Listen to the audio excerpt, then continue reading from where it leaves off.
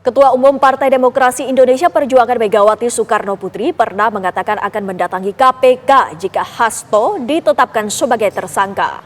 Dalam acara peluncuran dan diskusi buku Pilpres 2024 antara hukum, etika, dan pertimbangan psikologis karya Todung Mulya Lubis di Jakarta 12 Desember 2024, Megawati juga mengatakan bahwa PDI Perjuangan akan diaut-aut jelang Kongres Partai. Siapa suruh saya masuk PDI Perjuangan membentuk partai? Kok sekarang polisi aja, Kok ya yang partai lain tuh ya digituin, no? Ya betul apa enggak? Ya, enak. Waktu Pak Hasto katanya mau dipanggil, mau ditahan, saya bilang, Kapolri, itu karena nggak mau ketemu, saya ngomong terbuka. Kalau dia ditangkap, saya hitung.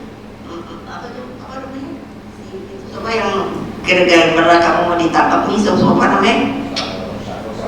Untuk Harun Masiku itu tahun 2019. Coba ayo anti hukum berani hitung berapa semuanya yang ditahan. Siapa nih sampai tahun segini nih, ayo. Kan semuanya diblok. So, what do you do? Gak ada yang berani, nggak berani. Saya bilang, kalau Hasto itu ditangkap, saya datang.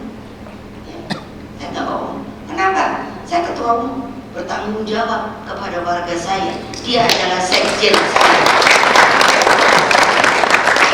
Tapi ini katanya udah diminta oleh seluruh ini anggota partai secara aklamasi. Kalau ada nanti kongres, Ibu mesti jadi lagi, enak aja emangnya, gua nggak boleh pensiun. Aku bilang gitu. Ini biar kedengeran. Kenapa? Karena aku juga udah ada nih berita. Nanti di kongres, karena sekarang kurang bisa berhasil, katanya di kongres juga mau diaut-aut. Saya sengaja nih supaya pada kedengeran dah. Coba kamu mau aut-aut partai saya.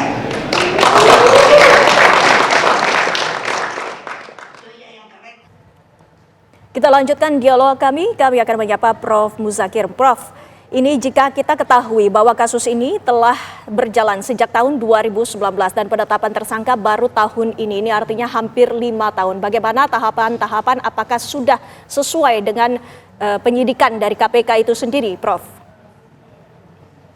Ya, seperti saya ingin sampaikan tadi bahwa 5 tahun nggak bisa menetapkan tersangka. 1 minggu dapat menetapkan tersangka. Ini yang menurut saya luar biasa gitu ya. Saya nggak ngerti ini buktinya apa yang 1 minggu ini, yang 5 tahun nggak bisa menetapkan tersangka atau menetapkan tersangka itu juga buktinya apa yang sudah diperoleh selama 5 tahun. Apakah sama itu bukti yang dipakai selama 5 tahun itu, atau dalam waktu relatif singkat belum ada 10 hari bisa menetapkan seorang tersangka tanpa dengan bukti yang lama atau dengan bukti yang lama. Ini yang pertanyaan secara akademik dan sekaligus publik bertanya-tanya mengenai hal itu. Ini bahan hukumnya, alat buktinya apa untuk menetapkan seseorang sebagai tersangka. Sampai hari ini sekali lagi mudah-mudahan nanti ada dari penyidik bisa menyampaikan itu tentang alat buktinya apa. Ini bukan rahasia penyidikan. Ini adalah proses objektifikasi dalam penegakan hukum pidana.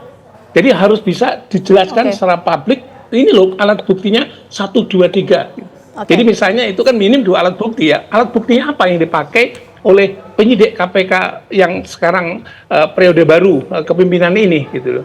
Saya agak greget sekali itu. Kalau saya baca dirinya sedikit saya mengulangi. Jadi di situ ada namanya pasal suap.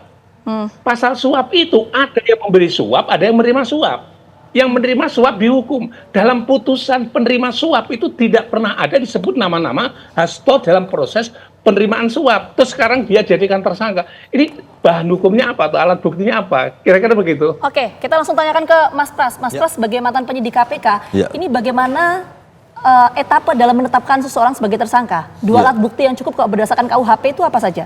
2 alat bukti yang cukup itu ada dokumen, ada saksi, Mbak, ada alat bukti elektronik, sudah ada keterangan tersangka tapi tidak perlu dipertimbangkan kalau misalnya menyangkal, jadi ada hak sangkal. Tapi dalam konteks ini sebenarnya seperti izin Prof. Muzakir, saya kemarin siap.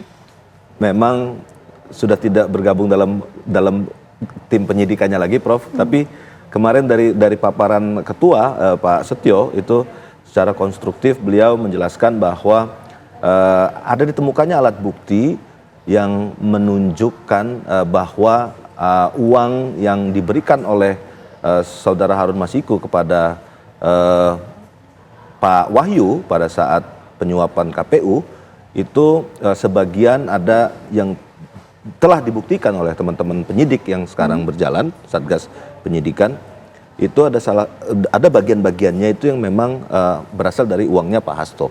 Nah, tapi nanti ini kan harus diuji ya, Mbak ya. Jadi sudah ada bukti itu yang kemarin disampaikan? Ini yang disampaikan oleh Pak Setio. Jadi ini juga harus diuji bahwa kemudian saya juga sangat mendukung sekali Mas Alphonse dan teman-teman bahwa ini alat-alat bukti tersebut yang sudah ditemukan lalu kemudian dilaporkan di dalam Labangdik pada tanggal 18 Desember, yang kemudian dia dilaksanakanlah gelar perkaranya tanggal 20 Desember, yang beberapa hari yang lalu, 5 hari yang lalu ya, gelar perkara, lalu dinyatakan cukup 2 alat bukti, 23 Desember keluar sprindik, lalu 24 Desember SPDP. Jadi ini baru, memang hitungannya baru hari ini, baru kemarin, ini tanggal 25. Jadi ini juga saya pikir wajar-wajar saja publik bertanya dan mempertanyakan secara objektif bagaimana sih apa yang menjadi alat buktinya. Nah, sayangnya Prof. Muzakir, izin Mas Alphonse juga, sayangnya alat bukti ini tidak bisa dibuka di publik yang seperti ini. Misalnya kita lakukan seminar gitu.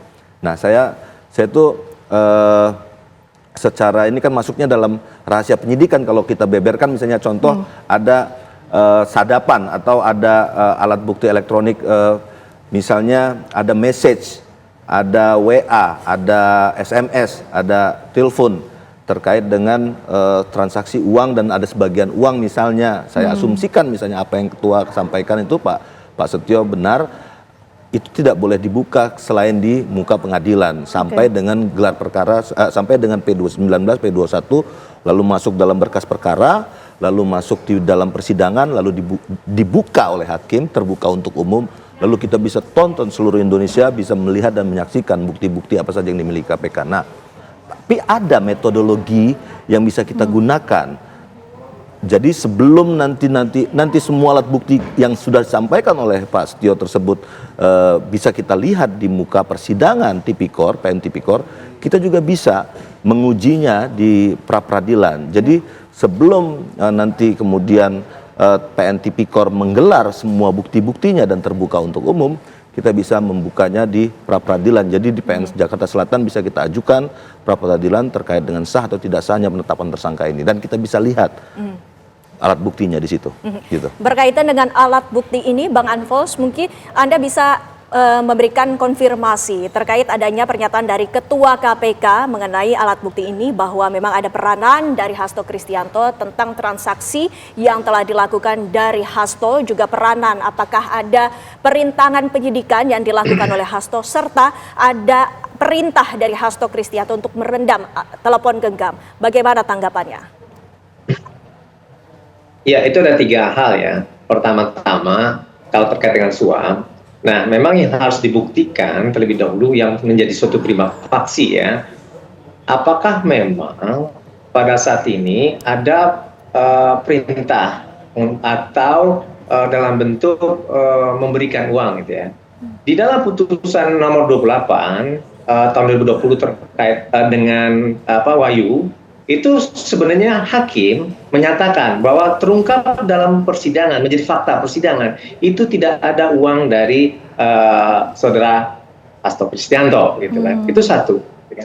Nah, kemudian yang jadi pertanyaan adalah apa yang menjadi dasar dan itu menjadi suatu bukti yang sangat prima ya untuk dikatakan bahwa pasal 5 ini sudah terbukti, gitu.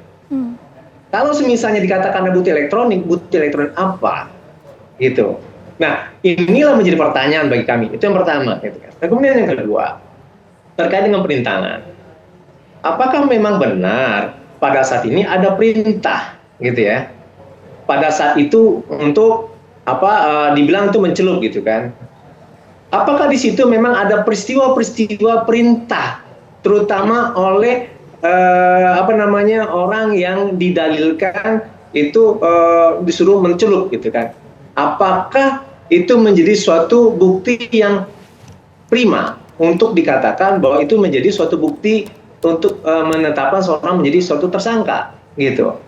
Dan kemudian terakhir, kita harus memahami bahwa pada saat ini itu merupakan bukti-bukti yang sangat minim sekali dan bisa untuk disangkal. Nah, oleh sebab itu maka berdasarkan prinsip-prinsip untuk penetapan tersangka terhadap beyond reasonable doubt itu tidak terpenuhi begitu. Nah, oleh sebab itu makanya kami menilai bahwa ini sangat berdimensi politik, apalagi tadi dikatakan ini juga disetel di sini tadi gitu kan, bahwa PDIP itu berpotensi untuk di-out gitu. Nah, terbukti kan pada saat ini bahwa adanya Bang Alphonse tadi kemarin, kemudian Bang setelah Alphonse, itu mohon maaf, kita potong sebentar. Nggak tahu lagi apa ke depan. Itu Bang Alphonse tadi mempertanyakan soal sejumlah alat bukti yang menguatkan untuk penetapan status tersangka terhadap Hasto Kristianto. Akan mengajukan pra peradilan nggak? Ya, kan ada langkah-langkah, tapi kami belum menentukan itu. Oke, belum menjadi pertimbangan sampai saat ini ya. Nanti kita akan tunggu bagaimana langkah hukum selanjutnya. Terima kasih banyak kemudian Bang Alphonse, kemudian ada Mas Pras dan juga Prof. Muzakir atas waktunya sudah bergabung bersama kami di Kabar Petang. Sehat selalu. Terima kasih.